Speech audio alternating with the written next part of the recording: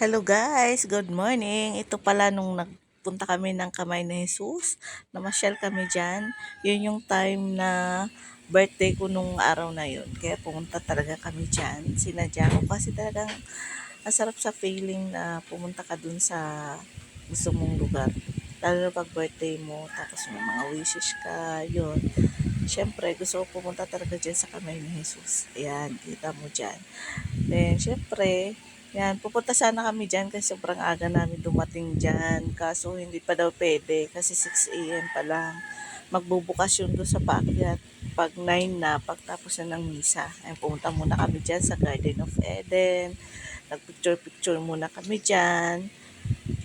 Yan, papasok kami dyan. Tapos, ang enjoy muna. Na, ayan, tignan nyo guys. Para papasyal ko kayo dyan para kunyari, nandyan na din kayo. 'Di ba? Ganun naman tayo pag nanonood ng mga vlog.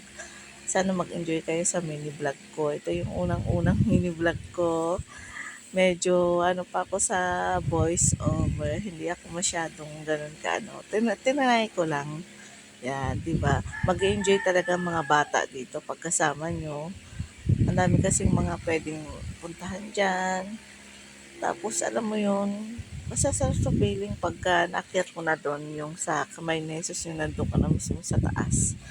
Yan, dahil hindi pa pwede, wala pang misa, masyado pang maaga. Dito muna kami nag-ikot-ikot, namasyal muna kami dito sa Garden of Eden. Nandito din kasi yung Noah's Ark. Yan, yan.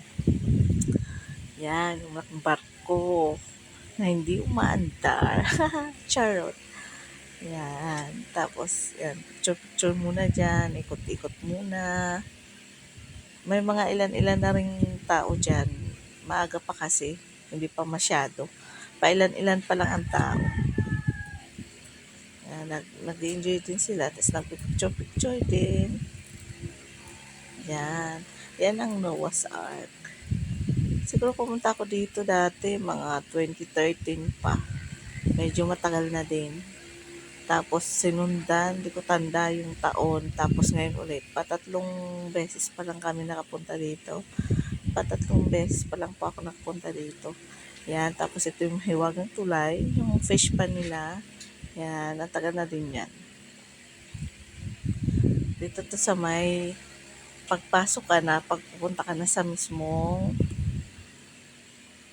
doon sa paakyat, papunta sa Kamay ni Jesus mismo. Ito, dito yon. Lalabas muna kami dyan.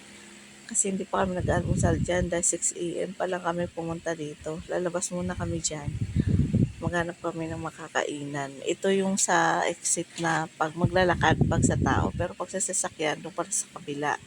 Kala namin dyan din. Hindi pala. Doon pala sa likod ng building na yan.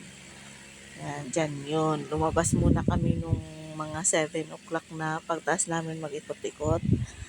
Tapos babalik din kami kasi mag-attend kami ng misa. Tapos, pagkatapos ng misa, saka aakyat doon mismo sa Kamay ni Jesus mismo doon sa taas.